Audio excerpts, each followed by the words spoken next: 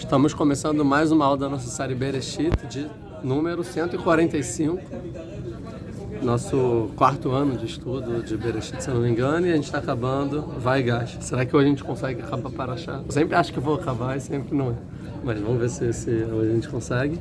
Então a gente está no capítulo 46, versículo 28, versículo 28. Voltando um pouco, a gente viu aula passada, a gente viu que aula passada, então, Yaakov, ele tem a profecia que Deus fala para ele, não tenha medo de descer para o Egito, vai ter descendência, mas você vai morrer lá.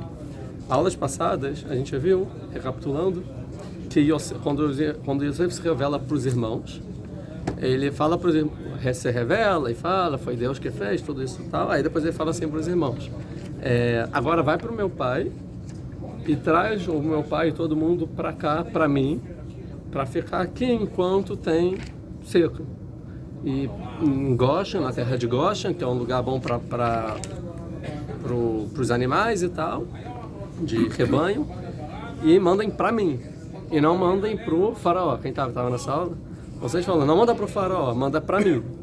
E aí depois o faraó ouve que os irmãos vieram, e aí ele fala para o Yosef o seguinte, olha, vai lá, sem saber que o Yosef já falou para os irmãos, ele falou assim, vai lá, então não vai lá, mas manda os seus irmãos lá, para trazer então Yaakov tudo que tem lá, e vem aqui para mim, o faraó falando, que eu vou dar uma terra para vocês morarem em Goshen.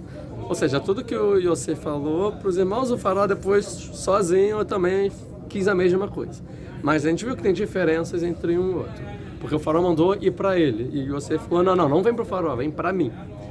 O Yosef, ele propôs que os irmãos e a família ficassem lá enquanto tem seca, de forma como fosse estrangeiro. Ou seja, não tem comida aqui, a gente está aqui de forma provisória até acabar a seca e depois a gente vai voltar para Israel. Já o faraó não, falou, vou te dar uma propriedade de terra para vocês viverem aqui para sempre. O Yosef queria afastar eles da sociedade, que eles fossem pastores numa terra distante, fora da capital, da metrópole. E o faraó não, quero que venham para mim, vocês vão ficar aqui no castelo, vocês vão ter honrarias, vai virar a aristocracia aqui, a gente junta as famílias e segue a vida. Então o Yosef tem medo das consequências do exílio, que são talvez os mesmos medos que o Yaakov tinha medo, e Deus falou, não tenha medo. Qual é? Do povo ficar, gostar, não voltar, e aí se assimilar, fazer parte da sociedade, começar a trabalhar, conhece aqui a vizinha, não sei o que lá, no final, acabou a Mitzrayim. Lembrando que Yosef no início, para Shavai Sheva, a gente estudou que toda a ideologia de Yosef, agora que a gente está forte, a gente pode ir agora para o exílio, que é a maior potência, para o Egito, que é a maior potência da época, e influenciar a sociedade lá de dentro. A gente vai lá dentro, influenciar a sociedade com os valores judaicos de Abraham, Yitzhak e Yaakov, a gente melhora o mundo, traz a salvação para o mundo. E os irmãos falaram, tá maluco? Você vai de novo para o exílio? A gente acabou de sair de Lavana, a gente quase morreu. Lembra quando Abraham e Sará foram para o Egito, o que aconteceu para eles? Quando Yitzhak e Rivka foram para a terra dos Filisteus, o que aconteceu? Desculpa, eu acho que eu perdi. O Yosef queria fazer o mesmo plano do avô dele, do Avraham. Isso, assim como Abraham fez, mas não deu certo dessa vez, a gente pode fazer e vai dar certo. Agora a gente já é a Israel, já somos 12, a gente junto pode influenciar o mundo inteiro. Na verdade, bisavô, né? Bisavô. O bisavô, isso. E os irmãos falaram, não, que é principalmente o Yehudá, falaram, não. A gente tem que ficar aqui em Israel, e aqui em Israel a gente tem que focar por enquanto na gente, e o nosso povo aqui que vai influenciar o resto do mundo. Essa discussão, no final, eles acabam mandando Yosef, o que Yosef realmente queria, né? Que é ir para o Egito, e ele realmente tem sucesso. Ele vai, vira, influencia o mundo, salva o mundo inteiro. Realmente tem uma seca, material e espiritual, e... Pode botar isso ali atrás. Tem uma seca material e espiritual, ele influencia o mundo inteiro, ou seja, tudo que ele queria, no final, ele meio que, a princípio, está concretizando, mesmo sem a ajuda dos irmãos. Mas óbvio que ele queria a ajuda dos irmãos, mesmo sem a ajuda dos irmãos, ele consegue concretizar, pelo menos de forma parcial. Que a gente vai ver no desfecho da Parashá, vai mostrar como ele consegue tudo o que ele queria, o Yosef. Porque eu entrei nisso, eu não lembro agora.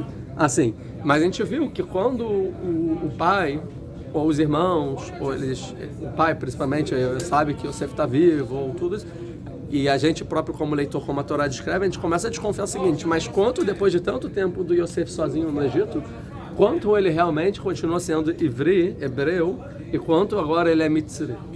Porque agora Yosef não se chama mais Yosef, ele chama Tzfat Paneh, que é o nome mitzri. Agora não se veste mais com a roupa dos hebreus, ele se veste com uma roupa de linho que o faraó deu especial para ele. Ele não fala mais hebraico, ele fala mitzri, tanto que os irmãos tinham um intérprete entre eles, certo?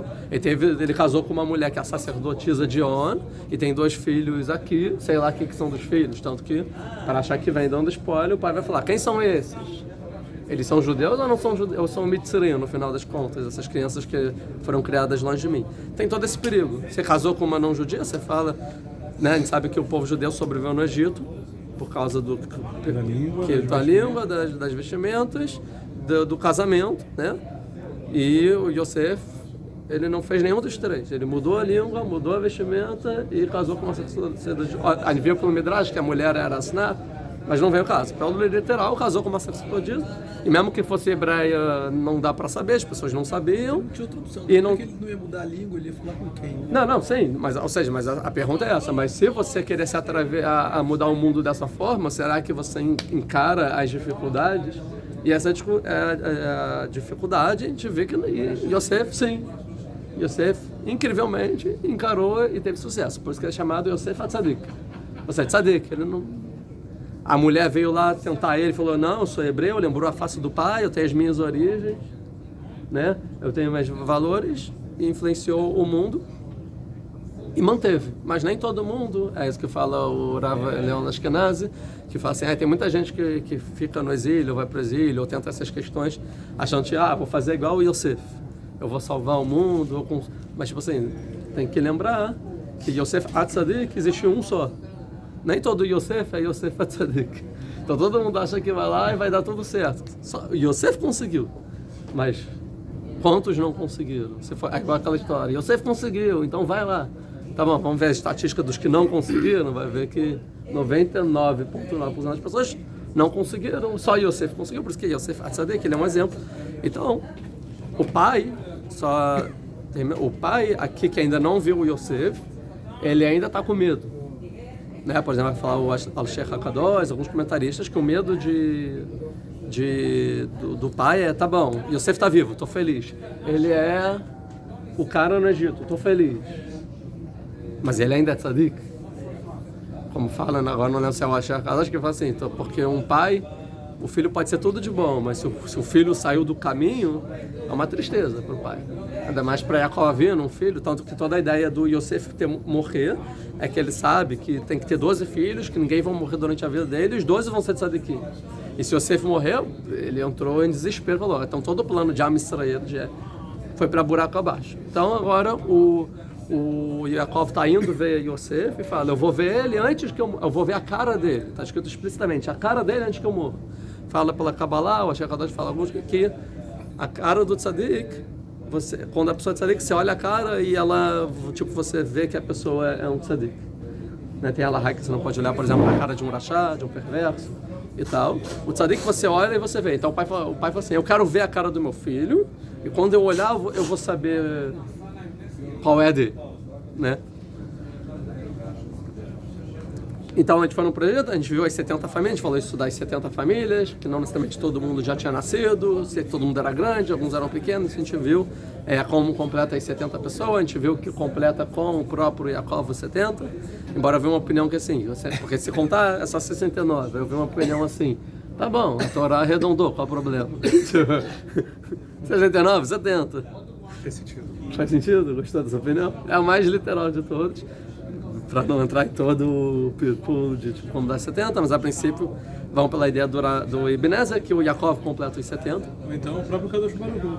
Sim, mas essa opinião é um pouco mais tipo fora do literal, tipo, Deus, a Shekhinah, né?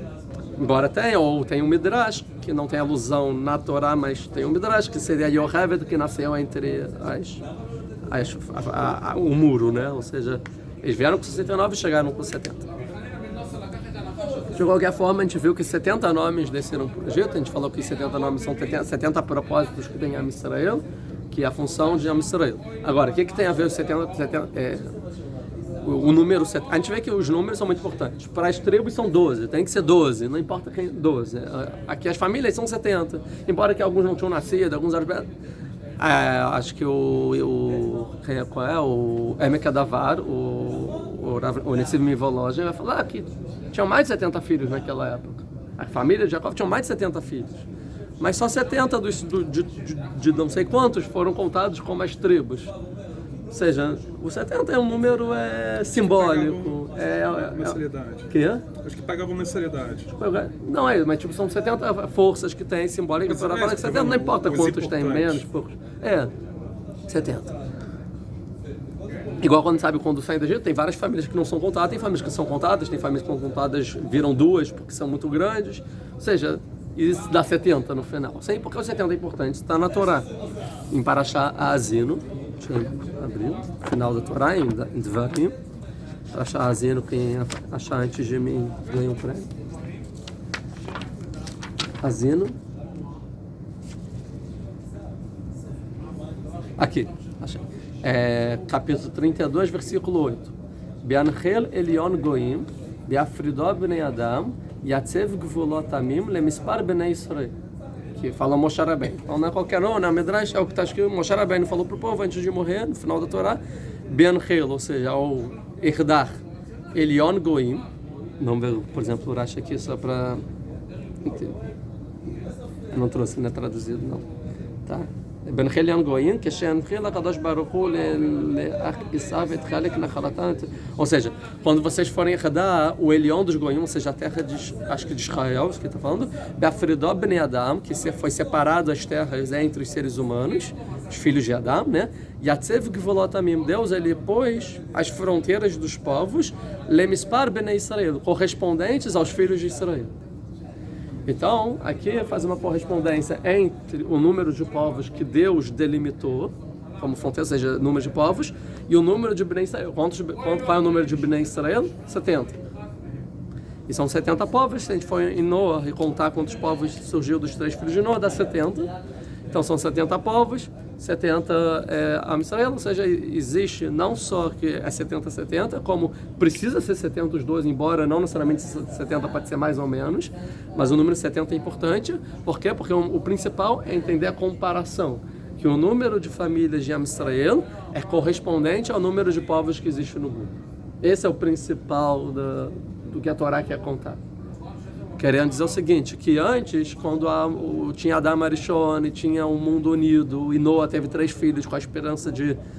teve um mundo beta depois do dilúvio, porque brigava as famílias de Caim e as famílias de Shet, né? E no final, a gente viu tudo que narra antes do dilúvio, tem um dilúvio, Noah 3 filhos, agora esses 3 filhos podem ter uma chance na humanidade. A gente vê que no final da guerra, né? O resultado da guerra chegando na Torre de Babel, mostrando que em Babel foi separado em 70 povos, ou seja, a guerra e não consegue conversar com o outro, cada um tem uma cultura, ninguém se entende. Logo depois de falar da Terra de Babel, é introduzido na Torá Avraham, né?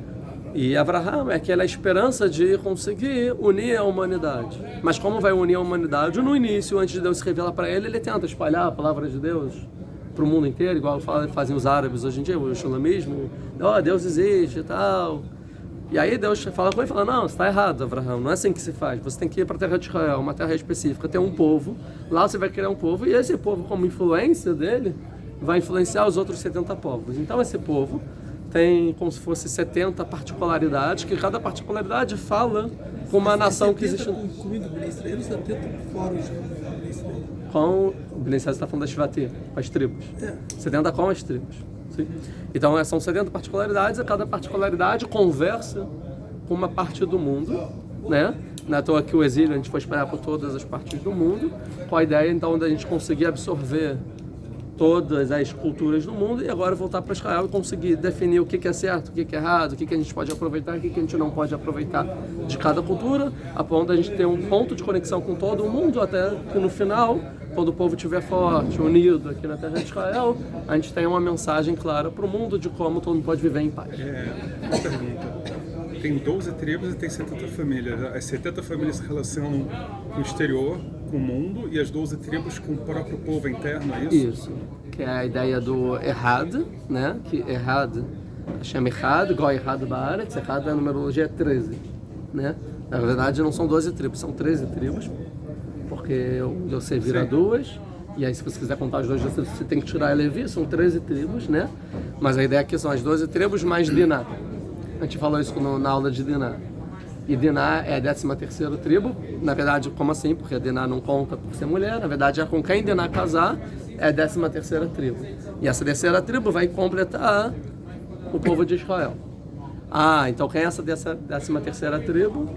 São os tzadikim dos outros povos. Que a princípio então teria o outro povo que representa a humanidade, ou seja, que o feminino é o ponto de relação que existe entre a casa de Jacob e o resto da humanidade.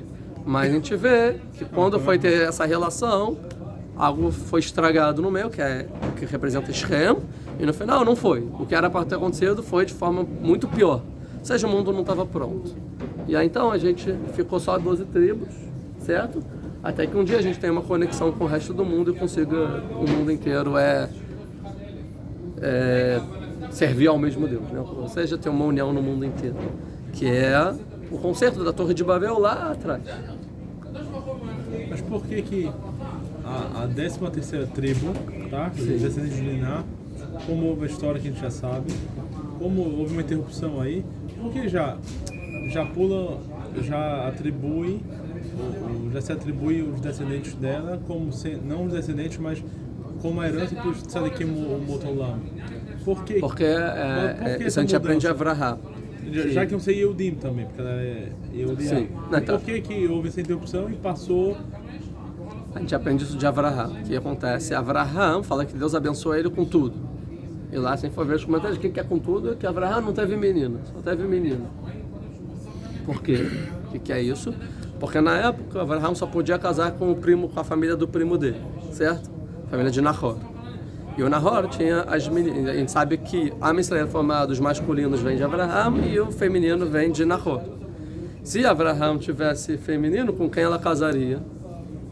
Ela não teria com quem casar.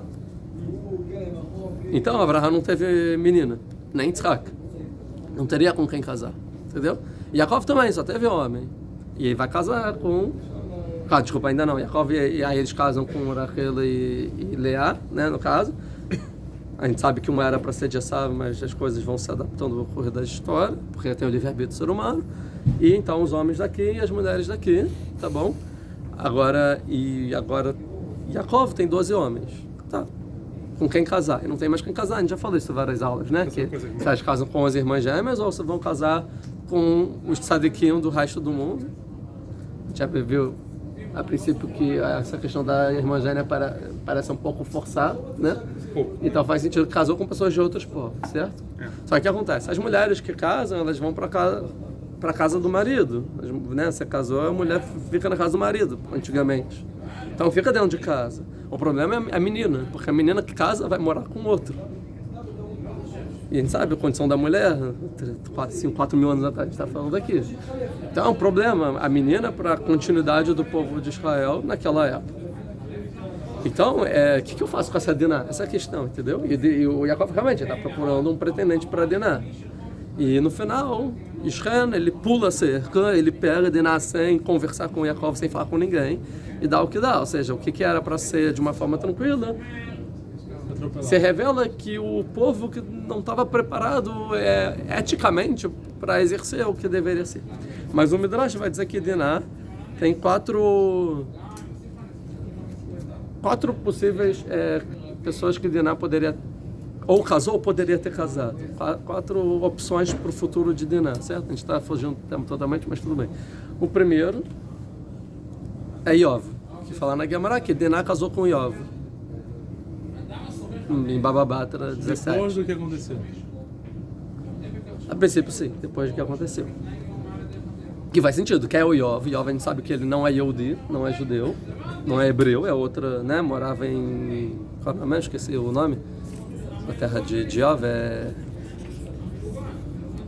Eretz... Não. Ah, tá bom, não importa. Não. É óbvio. Não, tudo bem. Ele morava e fala que casou com Diná. Porque o Yov representa o tzadik dos outros povos. Não é judeu, não tem nada a ver com o judaísmo, e ele é um tzadik completo, que passou nos testes. Faz sentido, então. É como se fosse que isso é um midrash, que ela casou. Porque a gente sabe que não casou com Yov, porque não... Aqui na Torá, tanto que a gente tem opinião na própria Gemara que Yov não existia, é uma metáfora, né? A princípio é a opinião final. Que é uma metáfora, não existiu. Na verdade, é uma profecia da história de Yov para a gente aprender conceitos. Mas o que o Midrash vem dizer que a Dinah casou com ele? Porque o homem ideal para a Dinah casar é o Yov. É o tzadik de um Olam, dos outros povos. Ou seja, ia ter assimilação. Não ia ter assimilação, ia ter o conserto do mundo, que ia ser a ligação de Am Israel com os outros povos do mundo. Então, mas para isso acontecer, ia ter uma assimilação. Ao contrário, você ia passar os valores para os outros povos, não a assimilação, ao contrário da assimilação. Não, tá bom, mas ou seja, não ia ser com... Integração. Ia ter Os filhos iam ser Yudim, mas... Não, você está entrando no conceito de 2000 anos para cá, sobre o que é assimilação, como funciona. Não, tá bom, a assimilação não é a palavra certa, mas ou seja, o marido dela não seria um hebreu. Não seria porque é etnia, sim. Não tinha religião, não tinha recebido a Torá ainda. Não, tá bom, mas... Isso. Seria como no futuro, poderia ser que quando Deus revelasse a Torá, ia revelar também para Yov. Ele fez parte do nosso povo depois. Não, ele voltou para Midian. E seguiu a vida dele. Ele se converteu e seguiu a vida dele. Ele se converteu. Não, então, você está falando na época... Aqui não tem problema de conversão aqui. Não tem Torá. Não tem Torá. Mas diferente do Itrô pegou nossos valores e foi embora. Sim. Voltou para Midian, né? Não é que ele seguiu a vida dele como... Mas é a mesma coisa aqui, pelo que tem Ele seguiu na família dele, não voltou para o povo de Israel, não, Itró, depois. Mas a gente está falando antes da Torá. A gente está falando muito antes da Torá. Sim. A gente está falando 400 anos da Torá. Seria isso? Só tem família, só tem a família de Abraham, no caso de Isaac e Jacob. Não tem um povo aqui. Sim, pode ser que quando fosse receber a Torá, Yov estaria dentro, como Itró. E fazeria parte da Torá, receberia a Torá também. Pode ser que o casamento de Itró e Dinat dessem frutos, que o mundo inteiro recebesse a Torá quando fosse para a Torá, que era o objetivo, que a Torá fosse dar para o mundo inteiro. Então tem o Midrash, que Deus ofereceu a Torá para todo mundo, e só a Israel aceitou. Quer dizer o seguinte, todo mundo teve o livre-arbítrio de aceitar. O fato deles não aceitarem é um problema, não é lecatrila. A priori é que todo mundo recebesse. É o que a gente espera da humanidade. O problema é que não recebeu. Calma aí, não recebeu, então a gente está em crise. O mundo está doente.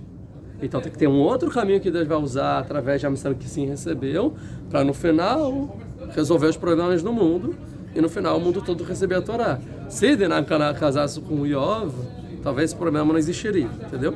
Isso é o número 1.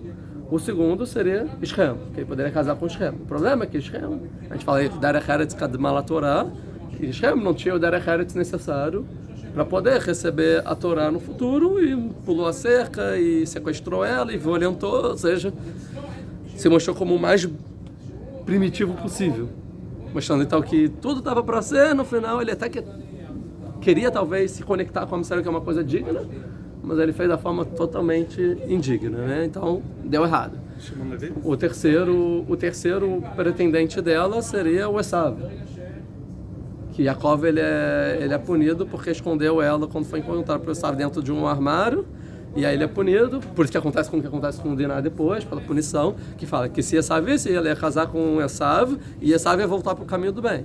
Só que a gente também está falando de outro povo que não é Am Israel, faria parte de Am Israel, o Esav. Ou seja, Am Israel seria de Jacob e de Esav juntos.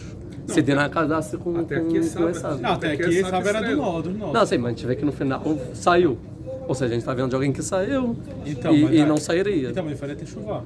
Sim, e não sairia, até por causa de Dinah. Da mesma forma que a gente está falando um pouco antes, quer dizer, o povo também poderia fazer chuva os outros povos, né, que seria antes do dilúvio, antes da Torre de Babel. Não tinha um povo escolhido. Essa ideia de ter um povo é depois da tragédia que se dá da Torre de Babel, que era uma tentativa de unificar o mundo, que foi um desastre no final. Agora, 13 tribos, 12 e o Dim, uma só que veio de fora, né? Não é uma relação... Não, então esse um de fora representa o potencial que a missão tem como se conectar com as outras 70. Não importa agora quem é essa uma de fora. Voltando para o nosso assunto dos 70, em termos práticos, não tem nenhuma relevância 70 famílias hoje em dia no judaísmo. Não, é um conceito. 70 representa alguma coisa na É só Torá. um Isso que eu tô falando. O que representa nenhuma. que representa na Torá o 70? Ok. Representa a potencialidade que existe no judaísmo em relação aos outros povos, que são 70 também. Conceito. O que vai representar de forma prática é que em Sukkot são 70 vacas, uma para cada povo.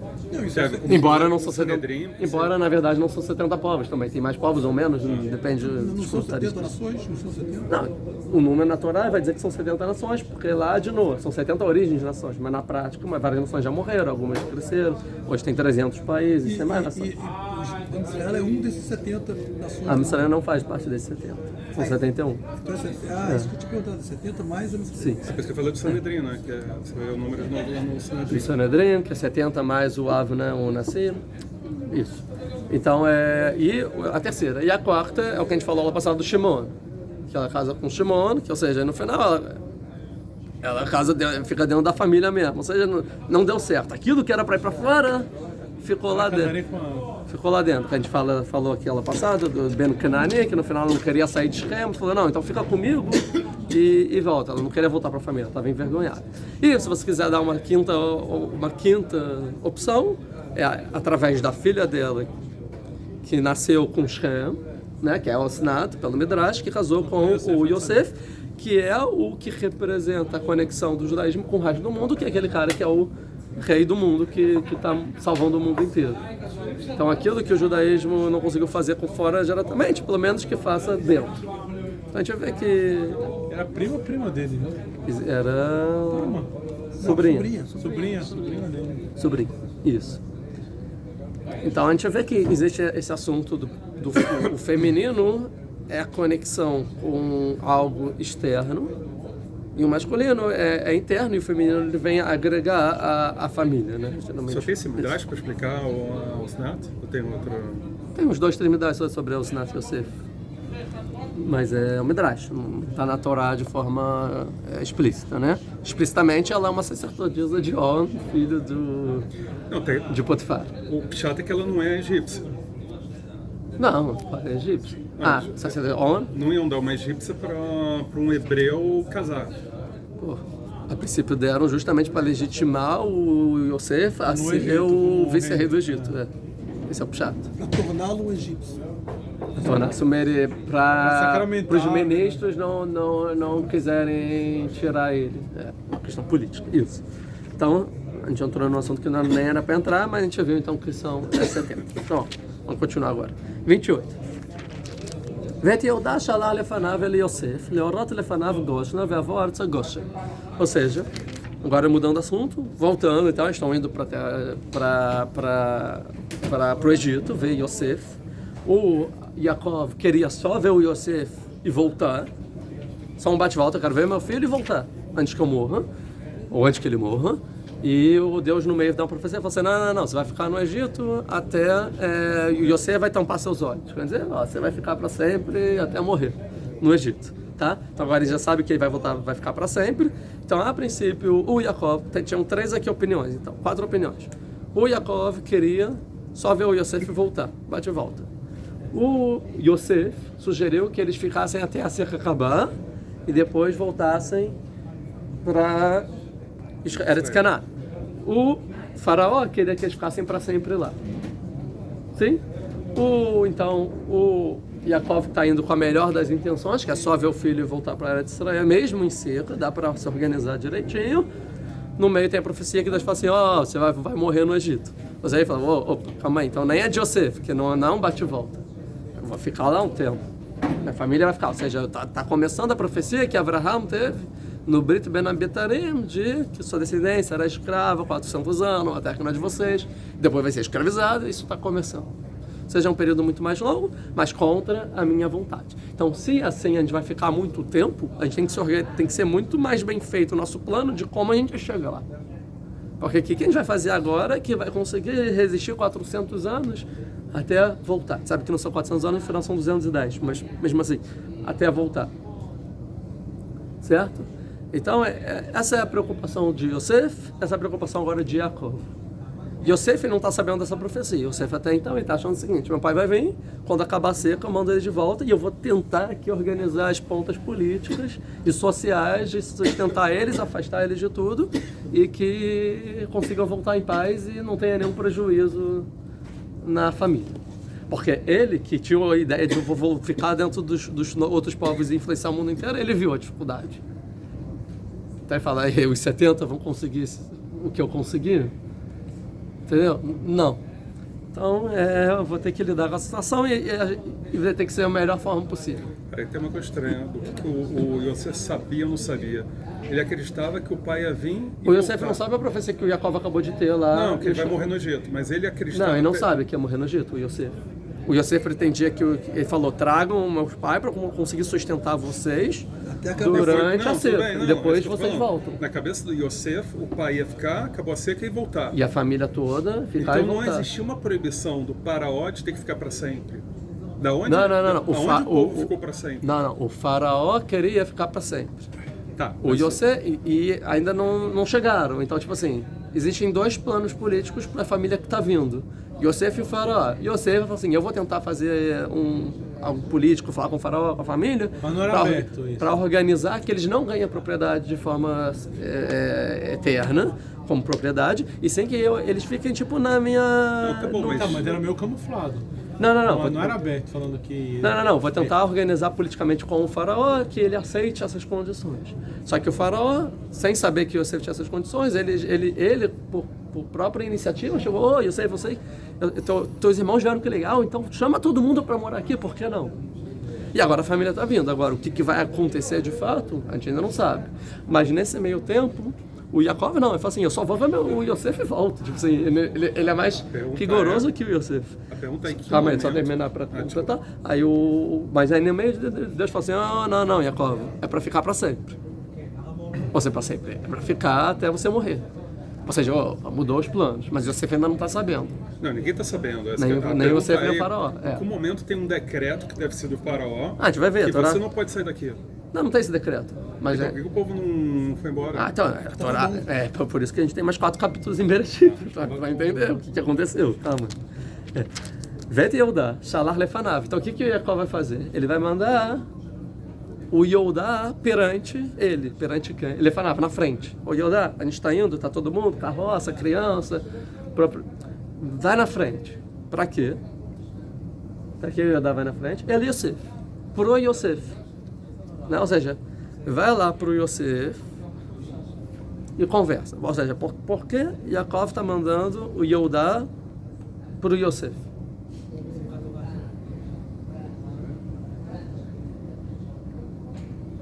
Vai continuar o passuco. Leorot lefanav Goshna. Para vocês, Leorot, ou seja, prepararem antes que a gente chegue à terra de Goshen. Ou seja, essa terra separada e tal, vai lá para o Yosef e fala: Yosef, vamos lá preparar a chegada do nosso pai. Vamos preparar o terreno. Entendeu? Para não chegar lá o pai e tal, onde vai ficar, já vai lá preparando em Goshen, você já vai resolvendo as coisas. Provavelmente nisso que o Yehudá se encontra com o Yosef antes de todo chegar, falou: teve uma profecia aí que a gente vai ficar para valer. Aí o Yosef agora tem que recalcular o trajeto, né? Tem que, então que... Ou seja, isso que eu já estava preocupado, que até a fome acabar, que são mais 5 anos, agora eu sei que os 5 viraram 200. E agora? O que a gente faz? Tá? Leorot falava Goshen, veio a hora de Goshen. E eles foram para a terra de Goshen. Quem foi para a terra de Goshen? O Yosef com o Yehudá lá prepararem para chegar. É óbvio que Jacob, ele é quase um rei, ou seja, a chegada dele não é chegou. Tem que ter, então é isso, é como se fosse o rei tá chegando, então manda um mensageiro para preparar a cidadezinha para receber o rei. Tipo isso, para receber o Jacob. Chegar com toda a pompa, né? Então, para o Yosef. Agora, o Midrash, ele vai mudar o assunto. Vai falar: não, o que o Jacob mandou na frente o Yehudá? Ele mandou para ir fazendo uma academia de Torá, uma yeshiva. Ou seja, um lugar que se estuda a Torá. Na frente, porque é muito importante estudar a Torá, então para quando chegarem já tem lá a escola. Uma escola preparada para as crianças e jovens estudarem Torá. E o Rosh Hashivá, quem é? O Yehudá. O Yehudá então vira o Rosh Hashivá do povo de Israel no Egito. de acordo com esse Midrash. O Rambam ele não concorda muito com isso, porque ele, na introdução lá em Avodazara, das aulas de Avodazara, ele fala que o Rosh Hashanah era Levi. Sempre foi Levi, era Levi. Mas eu não sei de onde o Rambam tira isso da Torá. Não tem nenhuma referência. Tipo, tem, mas nada muito assim, não sei. Mas que seja. Mas a princípio é o Yehuda, tá bom? Agora, a gente não viu que tinha uma divergência de ideologia entre Yosef e Yehuda. Já vi isso em várias aulas, que Yosef achava, a gente tem que ir para o exílio e salvar o mundo. E Yehuda falou, não, tem que ser aqui na terra de Israel, e aqui a gente vai ter o nosso povo forte e a nossa influência vai salvar o mundo, mas a gente não tem que ir na terra deles. Agora, a gente forçadamente tem que ir para a terra, como Yosef falou. Mas aí o Yaakov, ele vai fazer a psacalahá, ou seja, ele vai definir o seguinte, não, o certo é Yehuda. O Yehuda está pensando da forma correta e eu quero que ele eduque os meus descendentes. Yehuda era Tzioni?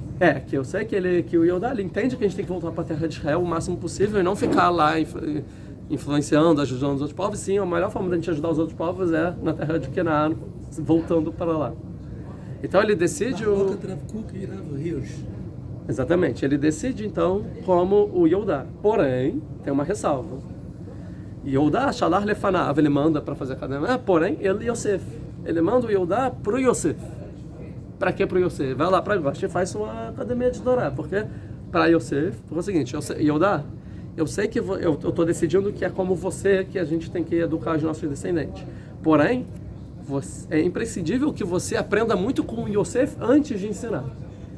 Ou seja, não é tudo que Yosef está fazendo em vão e a gente vai renegar como essa ideologia, não. Ele tem muito a ensinar coisas que você não sabe. E se você quiser educar nossos descendentes, você precisa antes aprender coisas com Yosef. O que Yosef sabe que Yehuda não sabe? Matemática e inglês. Matemática e inglês, exatamente. É isso, matemática e inglês. Em outras palavras...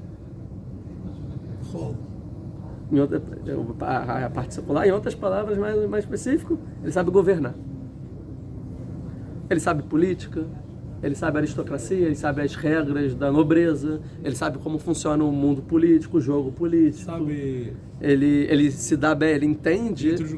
Ele entende como eles pensam, como que funciona, como sobre. E se mantém um bom Yehuda. E se mantém um bom, ou seja, ele sabe, além de sobreviver, ele além sabe administrar, sabe engenheiro. Exatamente, ele sabe engenharia, ele sabe matemática, ele sabe economia, ele sabe tudo, além de saber a Torá.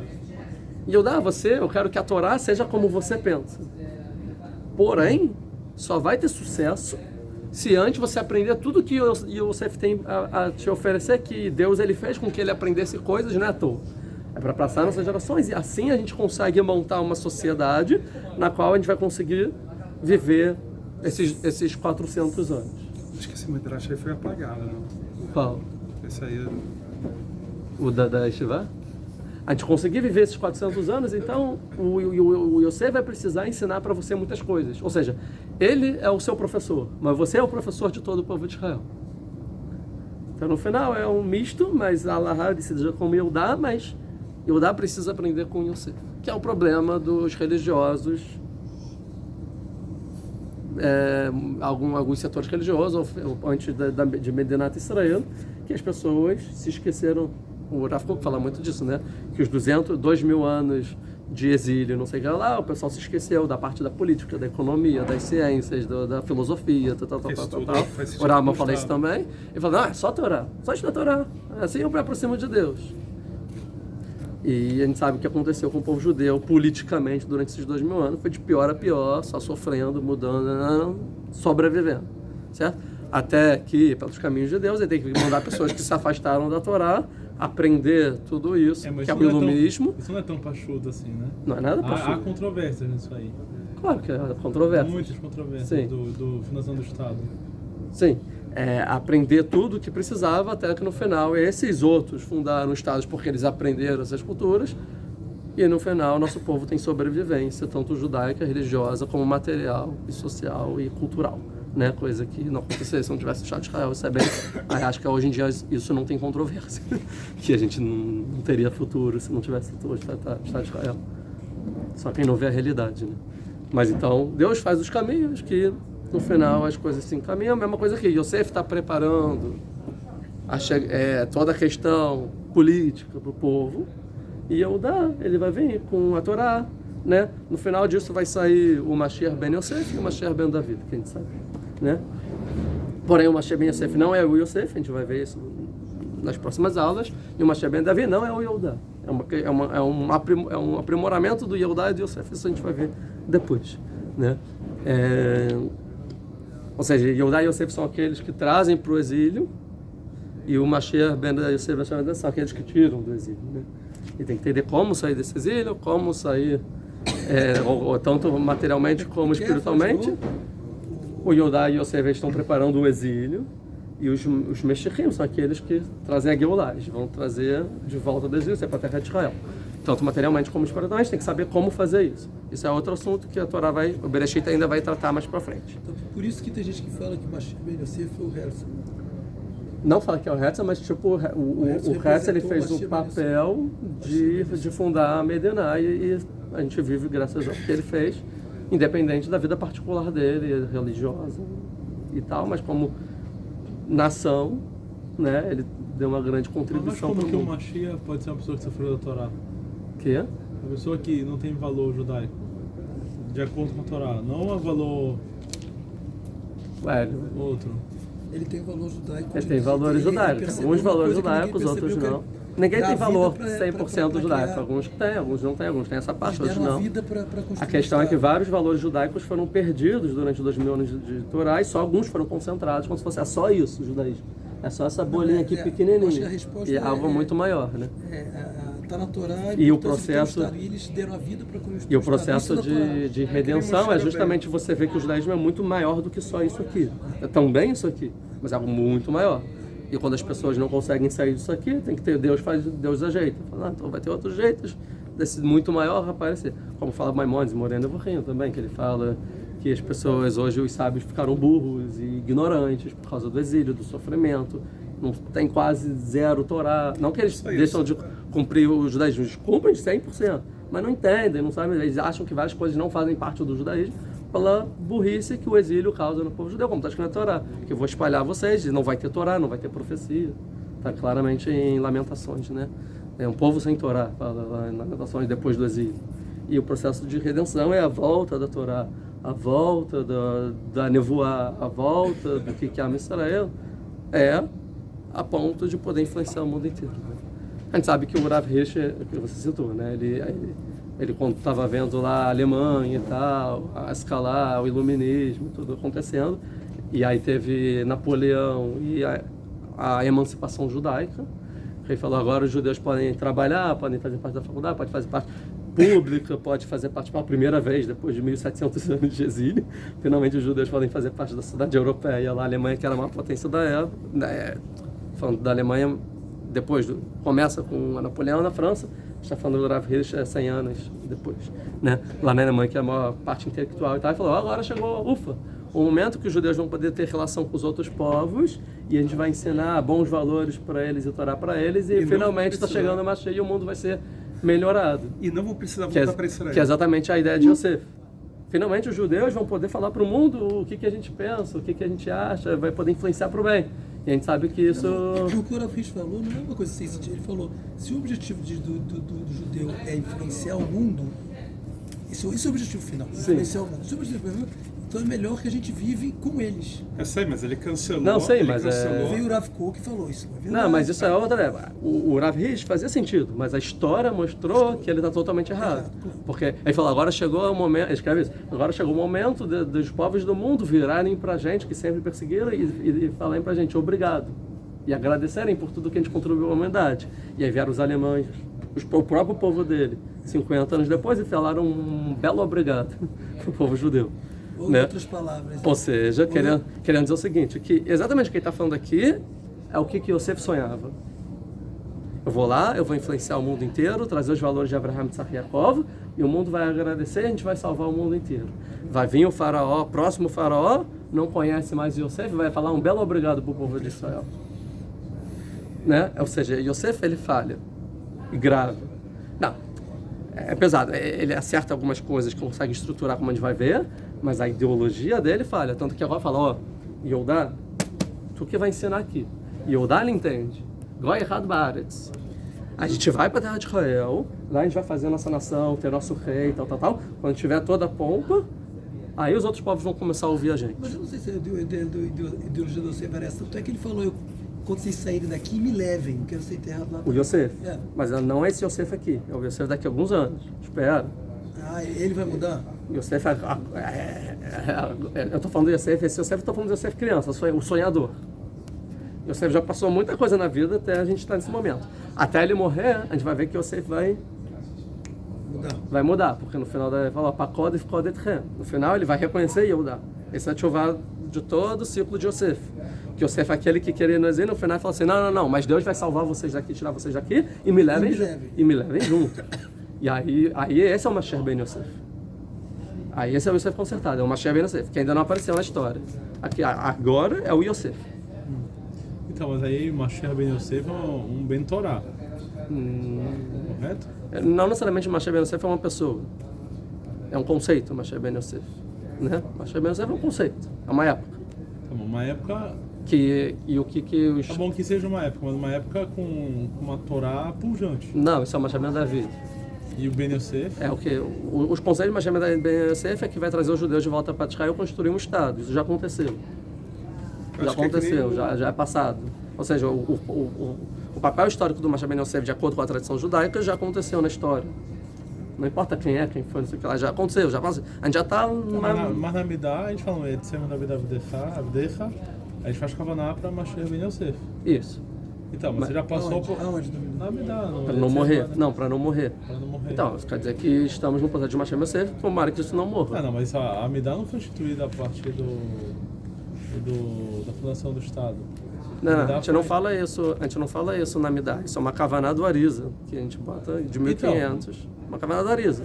Então. Mas tem Marloca, eu já dei essa aula, depois eu te mando.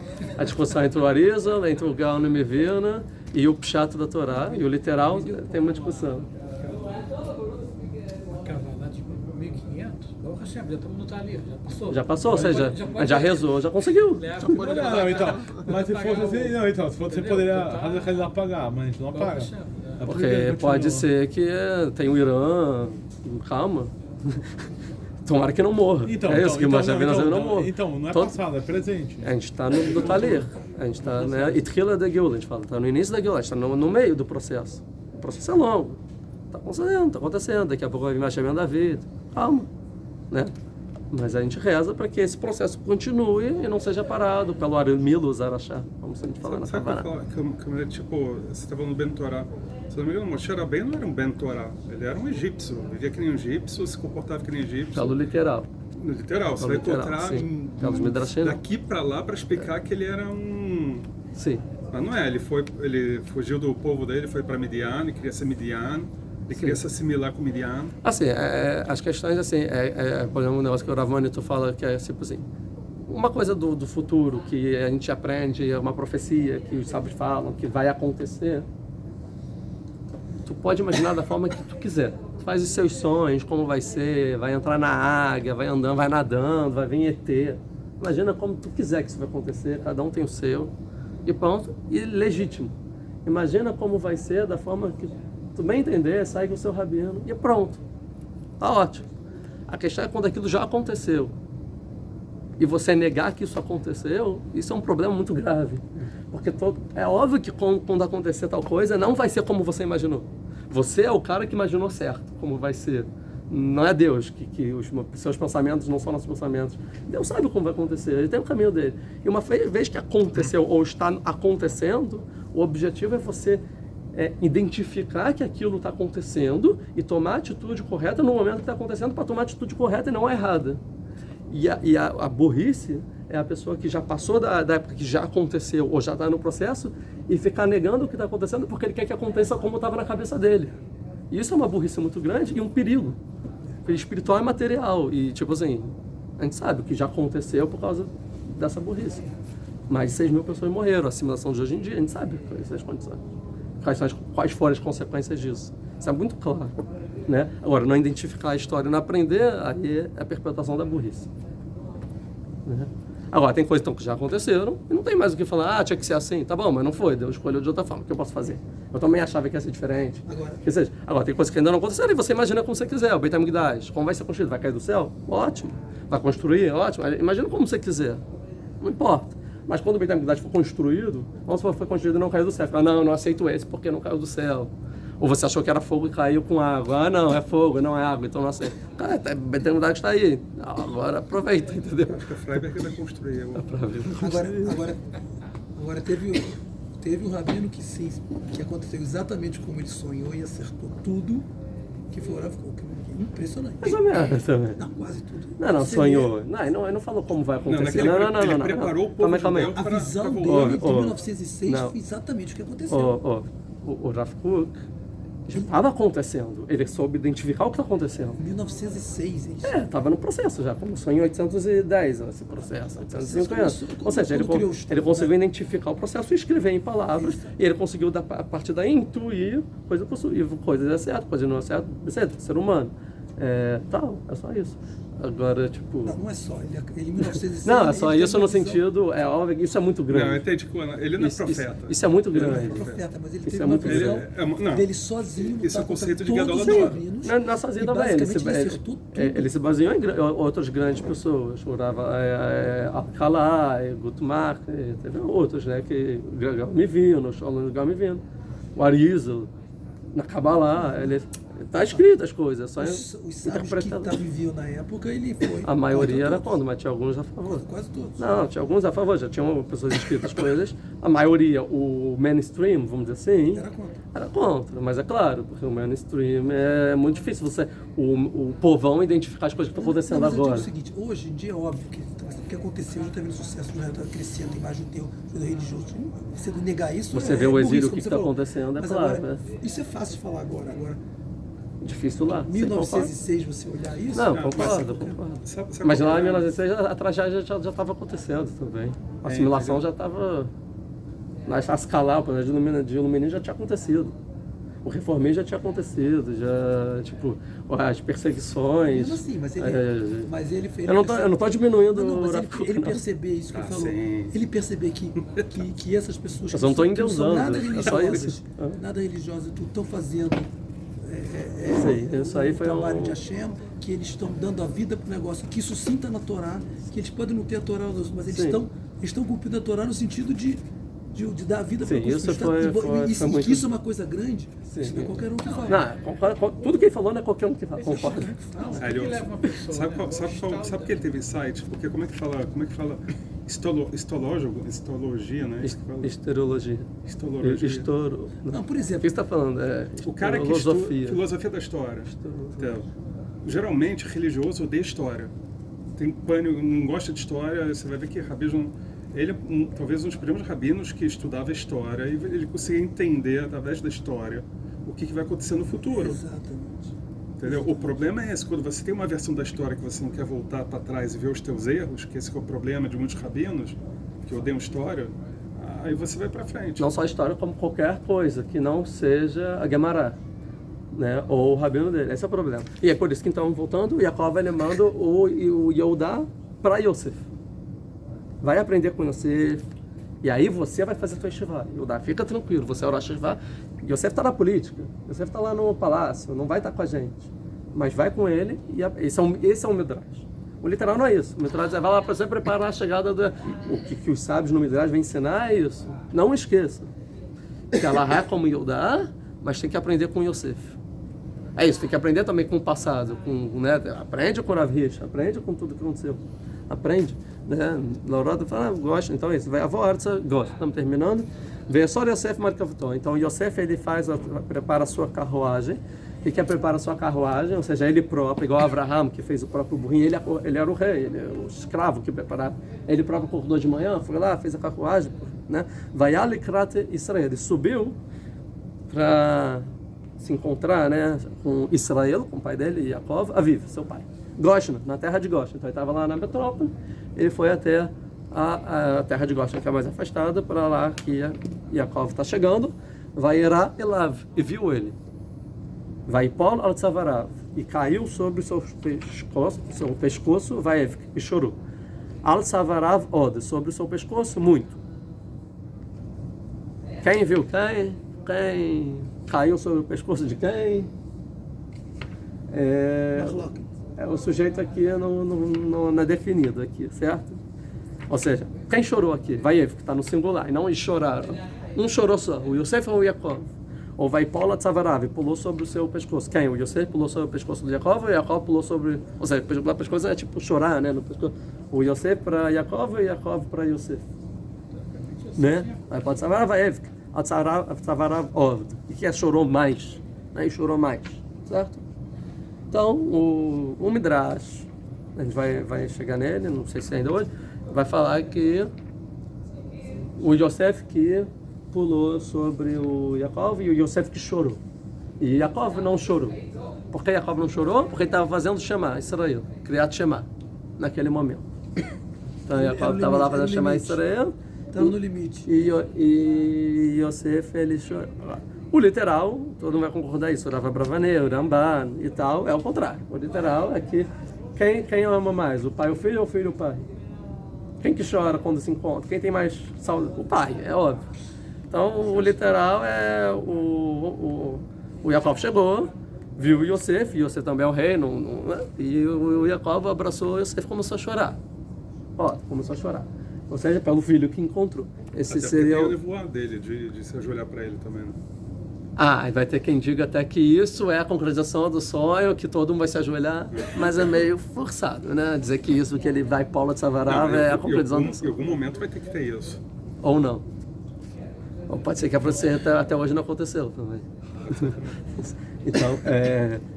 Então, tem a princípio literal é o Yaakov, o Midrash vai dizer que é o Yosef que pulou, né? Mas o que ia falar, vai vai Tzavarav od. Esqueci de falar com uma vez, vai lá, vai. O que é esse vai lá? Você vai lá e viu ele, meio desconexo no Pasuk, né? Então, vai lá, aí vão ter algumas opiniões. O Ramban, ele vai dizer o seguinte: pode ser que o Yaakov já estava meio ceguinho, meio vendo, então ele não conseguiu ver direito, esse na carruagem, será que é o Yosef e tal. E aí também o Rav Abravanel, alguns outros, acho que o Malbin vai trazer, que ele usava que assim era sacerdócio, ele usava uma máscara meio assim, uma joia aqui, com uma redinha, com um pano na cara, então não dava para ver que é Yosef, até que Yosef tira e ele se aproxima, aí vai lá, aí o Yaakov vê e fala, o Yosef, aí começa a chorar e pula sobre o Yosef. Então essa é a opinião pelo pessoal que foi pro literal. O Asher HaKadosh vai dizer que vai lá, que aí ele olha para ele para ver se é tzadik ou não. E quando ele vê, é meu filho. Ele continua no caminho, ele olhando a cara do Yosef, ele sabe. Aí ele chora e fala, meu filho está vivo, ele conseguiu, resistiu todos os testes, está vivo em todos os aspectos. Né? O Vaiera Elav também, como não tem sujeito, tem até quem ouviu do Rav Madan, que Vaiera Elav aqui